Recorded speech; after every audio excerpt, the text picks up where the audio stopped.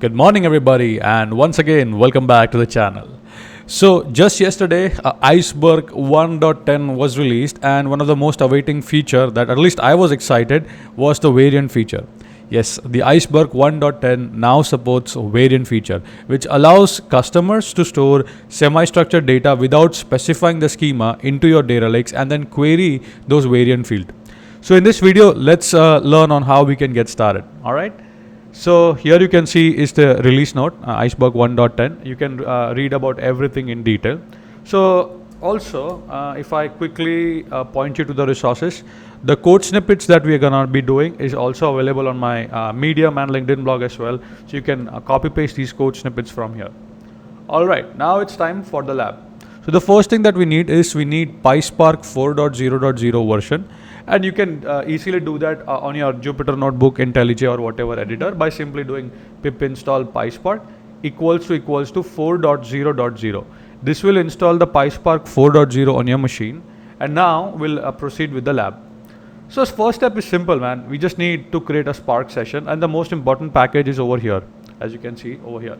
org.apache.iceberg-iceberg-runtime-4.0, that's your Spark version.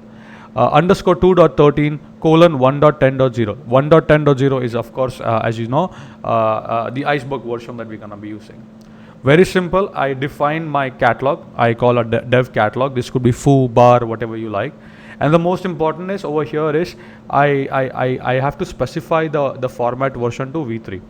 So let's see if I can create a Spark session, and then let's try to print the Spark session over here. Okay. So here you can see now the cell is executing currently locally on my machine. And you can see I have Spark 4.0 running. Okay. Now simple, I can create an Iceberg table. So create table if does not exist. This is a catalog. This is the namespace. This is the table name.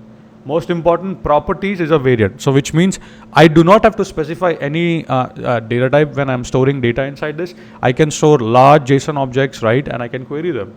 So let's create this Iceberg table. I executed the cell. Here you can see it is running. And it's done. Now, here you can see I have a good nested JSON over here. Okay.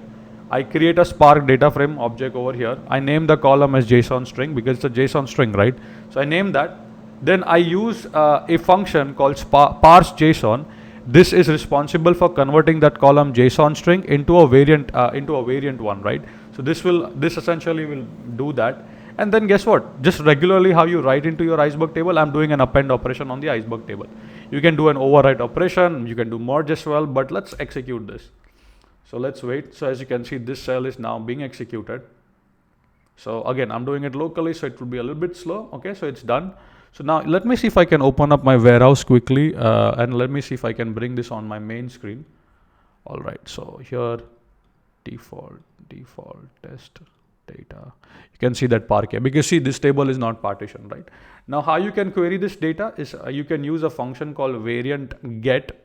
It takes a field. So my variant field is of course in my Iceberg is properties, and I can store whatever JSON I like in that. So I'm saying, hey, this is the field that you have, and this is the path where you can find that object. If you find, I'm expecting the data type to be string. If you find it, return it. If you don't find it, it's okay, not a problem, right? So I do that, and if I query now, of course, I can see ID as 1, username as Alice, user age as 30, city as Wonderland, status as active. And as you can see, this was a nested object, and I can easily query any entity in that object using the variant get feature. So that's all I have for this particular video. I hope you are excited about the new variant feature. I'm waiting, I'm hoping, this is a guess again. AWS still does not support Spark 4.0 as per my knowledge, but I believe reInvent is on the way. So I'm expecting some exciting announcement on Spark, EMR on that side from the AWS. So that's all I have for the video. Now customers can query and store nested JSON objects into your Iceberg table and query them. If you enjoyed the video, make sure to like the video, subscribe to the channel, and if you have any questions, list them in the comment window. All the resources will be there in the description. With that being said, keep smiling, keep programming, and I'll see you in the next video.